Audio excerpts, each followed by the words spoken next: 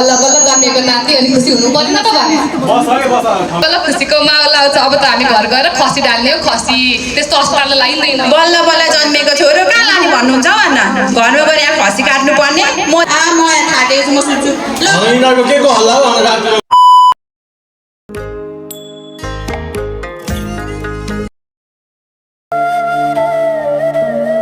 काम गरिरहेको छ। सन्चै छौ? सन्चै छु नि दिदी, आउनुहोस् न। अनि आजभोलि चाहिँ कस्तो छ नि तिम्रो स्वास्थ्यलाई? दिदी आजकल त के हो कुनी एकदम चक्कर लाग्छ, हिँड्न नि सक्दिनँ मजाले, के भएको कुनी एकदम थकाइ लाग्छ। के भएको दिदी? सीता, म त कस्तो तिमीलाई खल्लो खल्लो फिक्का फिक्का देखिरहेको छु त। खै नजिक आऊ त, के भएको छ तिमीलाई? होइन के भयो दिदी, मलाई हेर्नु त। एकचोटि आँखा माथि गर्नु त।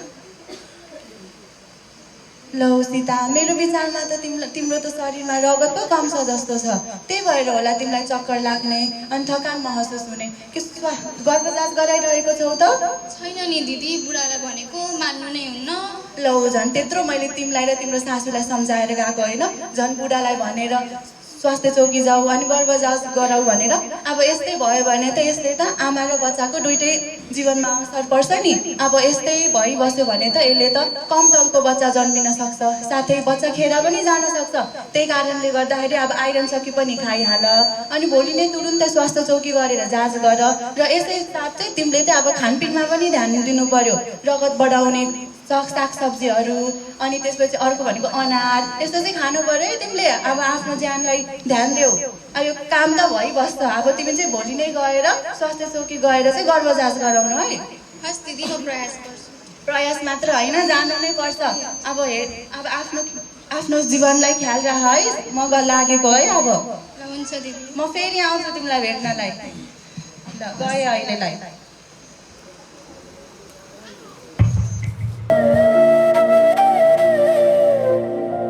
बच्चा छोरा जन्माइछिन्, तर बच्चाको तौल चाहिँ एकदमै कम भएको छ, त्यसैले तुरन्तै एनआइसियुमा सिफ्ट गर्नुपर्छ। तर हाम्रो अस्पतालमा चाहिँ एनआइसियुको सुविधा छैन, त्यसैले कुनै ठुलै अस्पताल लग्नुपर्छ तपाईँलाई।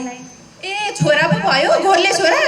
आहा, ओहो, खुसीको माहौल पो भएछ है। अनि अर्को के भन्नुभयो, कहाँ लानुपर्छ अरे? ठुलो अस्पताल लानुपर्छ।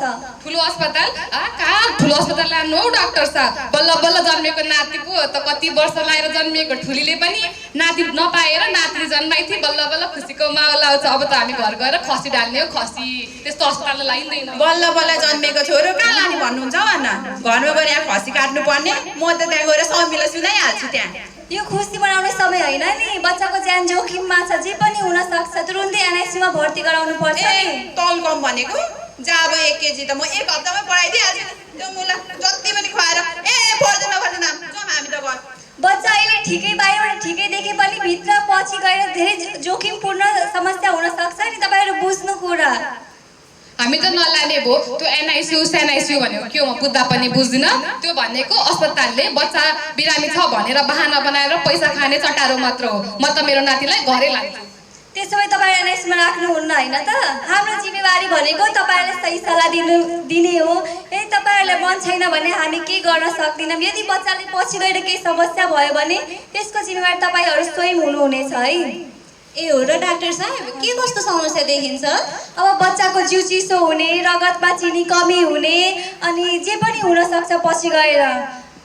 नराख्ने त एनआइसियु? आमा त्यसो भए त पछि नै फेरि अप्ठ्यारो हुन्छ भने त अहिले नै बच्चालाई राखे हुन्छ नि त। ए भाउजू, तपाईँ धेरै नबोल्नु है, तपाईँको छोरा हो र पर्दैन राख्नु। अहिलेसम्म एउटा नाति दिन सकेकी छैन, फेरि नातिलाई कसरी स्याहार्नु पर्छ भनेर मलाई सिकाउँथे। राख्न पर्दैन त बर्ता नबोल। सिस्टर, उहाँले त राख्न मान्नु भएन, अब के गर्नुपर्छ तपाईँ गर्नु होला है त। हेर्नुहोस्, डक्टरले भने जस्तै तपाईँहरूले बच्चा र आमालाई स्याहार सुसार गर्नको लागि एनआइसियु राख्नै पर्छ। राख्नुहुन्न होइन तपाईँहरू? नराख्ने है नराख्ने, म त मेरो नातिलाई घर लान्छु। अब खुसी मनाउने हो। ठिकै छ, तपाईँहरू अब बस्दै गर्नुहोस्।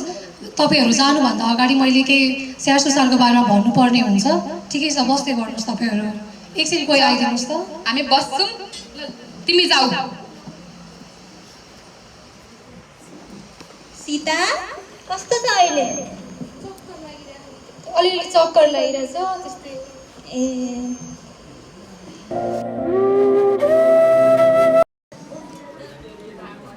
मैले खाइसकेँ ए हुन्छ गएर धुँदै गरेँ हात धुएर आउँछौँ हामी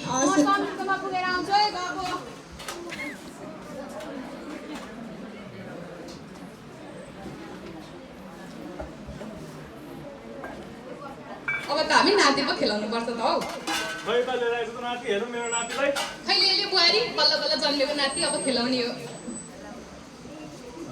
मेरो नातिलाई काटी कुटी ठ्याक्कै बाजे जस्तै भएछ नि त अनि हेर त कहाँ हुन्छ उमेश जस्तो छ नि यसको बल्ल बल्ल जन्मेको छोरो तिमी जस्तो हुन्छ त यो त उमेश जस्तो पो छ त जानिस् तैँले मै जस्तो छ यहाँ खै मैले त हेर्दाखेरि कतैबाट पनि तिमी जस्तो देख्दिनँ म त उमेश जस्तो देख्छु हौ बरु हो उमेश जस्तै छ काटी कुटी उमेश है मम्मी मैले पनि सानो भाइलाई खेलाउने आमा एकछिन भाइलाई एकछिन छोरालाई यता दिनु न तँलाई दिनु हजुर अब मागेस दिनै पर्यो तर अलिक विचार गरेर समात्दै अब तँलाई छोरा समाउने बानी छैन तैँले छोरी मात्र खेलाइरहेको बानी फेरि मेरो नातिलाई के गर्दिस् भने अलिक विचार गरेर समाउनु हस् हुन्छ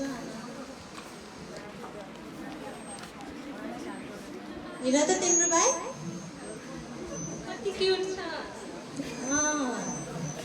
सीता बच्चाको वजन त निकै कम रहेछ नि अलि ध्यान पुऱ्याउनु पर्छ है सानो भयो नि छोरा छोरा हो नि कहिले पो जन्माइनस् त छोरा पाइरहे नि त ए हो र घर परिवार त सब गर्न खुसी छ यो पालि त पुरा खुसियाले हो नि सासुको ससुरा दुइटै जाम न त हामी यसो भेटेर कस्तो हुँदैछ हेर है त भेटेर राम्रो जाम ओहो नमस्ते बाजे नमस्ते है नानी आज त खुसी हुनुहुन्छ त बल्ल बल्ल जन्मेको नाति अनि खुसी हुनु परेन त भने बस है बस ठाउँ मिलाएर अनि सीता कस्तो छ त छोरालाई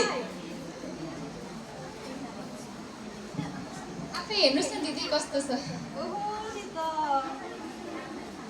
नानी हेर्दै गर्दा हामी चाहिँ गयौँ है ढल्केन बाजे हुन्छ अब गएको नाति खेलाउने खेलाउ है एकछिन हामी चाहिँ गयौँ सीता छोरा त एकदम सानो देखिन्छ त कमजोर पनि देखिन्छ उ बेला स्वयंसेविकाले गर्भधारण जाँच गर फोलिक एसिड खाऊ भन्दाखेरि तिम्रो सासू ससुराले चिनेन अहिले हेर त बच्चाको अवस्था हेर त सक्यो नि ओहो बच्चा त साह्रै कमजोर देखिन्छ सानो पनि देखिन्छ हेर है अब बच्चा र आमाको धेरै ध्यान दिनुपर्छ सुत्केरी अवस्था त एकदम महत्त्वपूर्ण पो हुन्छ त अब सासू ससुराले केही गर्ला जस्तो छैन अब हेर्नु है कमला दिदी तपाईँले नै यो देउरानीलाई हेर्ने त्यही त नि कमला दिदी हजुरकै आश त सासू ससुराको त केही आश छैन राम्रोसँग हेर्नु होला हस् हुन्छ बहिनी अब घरको मामिला हो आफैले मिलाउने त्यही त मिलाउँछ त्यही त हुन्छ दिदी सुत्ने बेला भयो होला हामी जान्छौँ हस् हुन्छ बहिनी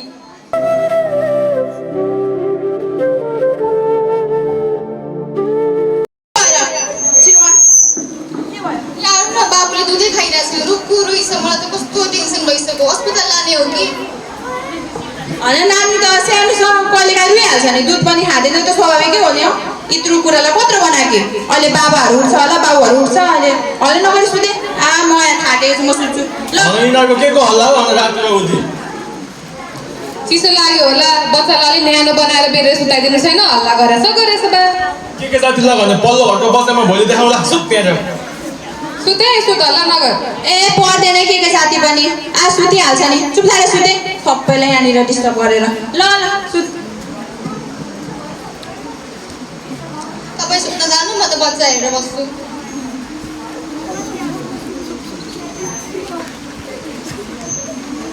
अब त रातिको 3 पनि बजिसक्यो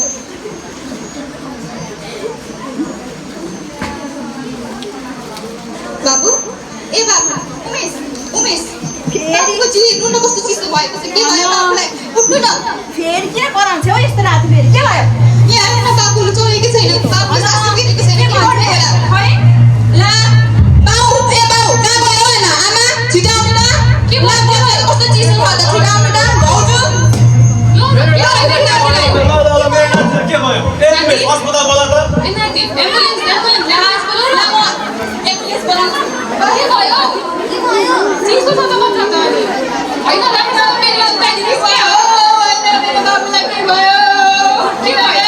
कसले लाग्यो मेरो नातिले खानु नसक्यो एक नजर पनि हेर्न सकिने नानीले दुःख गरेर पाएको नाति कति वर्षपछि भएको नाति कसको आँखा गाडी छिटो बोला छिटो बोलाको बाउ अलिक ढिलो गर्छ अरे हो बच्चाले त सासो फेरि आएको छैन जस्तो छ त बुवा चुप लाग त जे पनि बोल्छ यो बोल्न पायो भन्दैमा बोलेपछि अलग्ग बोलिहाल्नु पर्छ बल्ल बल्ल भएको नातिलाई पनि देखिसकेको छैन के भएछ बाबु ए बाबु लौना के भयो कसको आँखा लागेको छ नि भगवान् के भयो नाति लौना ए उमेश हेर्न उमेश हेर्न के भएछ एम्बुलेन्स नबोलाएको उमेश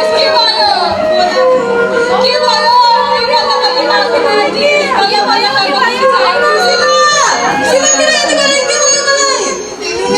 मेरो बच्चा मारेर खाइदिने तिमीले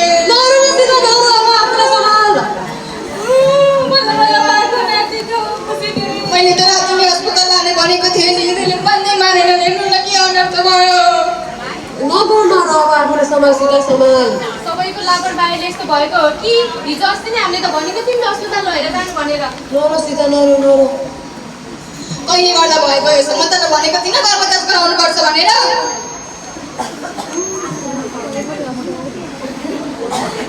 कहिले गर्दा मैले मेरो बच्चा फेरि गुमाउनु पर्यो जडिया च्याक्रेसँग जाग्दिनु त्यही गर्न मात्र आउँछ तँलाई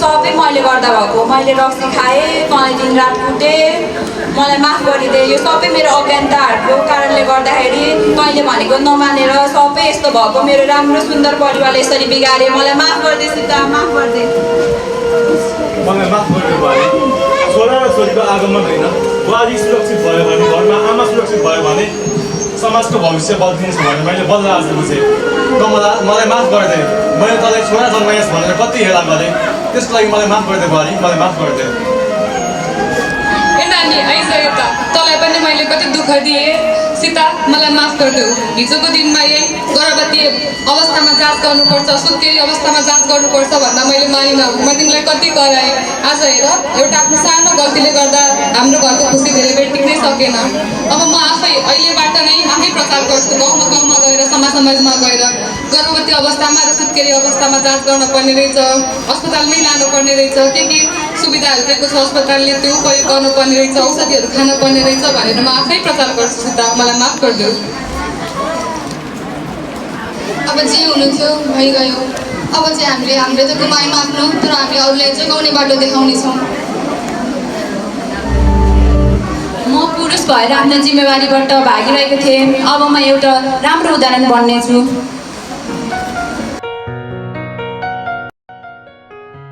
नमस्कार म विशाल राई म चाहिँ यस कथामा सीताको ससुरा हर्कको रोल निभाउने व्यक्ति नमस्कार म पुष्पा कुमारी लोहार मैले यस नाटकमा कमलाको छोरीको भूमिका निर्वाह गरेको थिएँ सम्पूर्णमा नमस्कार मेरो नाम सुजिता खत्री र यस नाटकमा मैले चाहिँ सीताको सासू अर्थात् कुमारीको भूमिका निर्वाह गरेकी थिएँ नमस्कार मेरो नाम चाहिँ करुणा राई मैले यस नाटकमा उमेशको भूमिका निर्वाह गरेको थिएँ नमस्कार मेरो नाम चाहिँ स्नेहा तिमसिना मैले यो नाटकमा सीताको भूमिका निर्वाह गरेको थिएँ नमस्कार मेरो नाम चाहिँ रेणुका आचार्य मैले चाहिँ यस नाटकमा सीताको जेठानी अर्थात् कमलाको भूमिका निर्वाह गरेको थिएँ नमस्कार मेरो नाम चाहिँ खिमा सिंघानी मैले चाहिँ यस नाटकमा छिमेकी चमेलीको भूमिका निर्वाह गरेको थिएँ नमस्कार मेरो नाम विनिता घिमिरे मैले यस नाटक थिएँ नमस्कार सबैजनालाई मेरो नाम दीक्षा गुप्ता मैले यस नाटकमा डाक्टरको भूमिका निर्वाह गरेकी थिएँ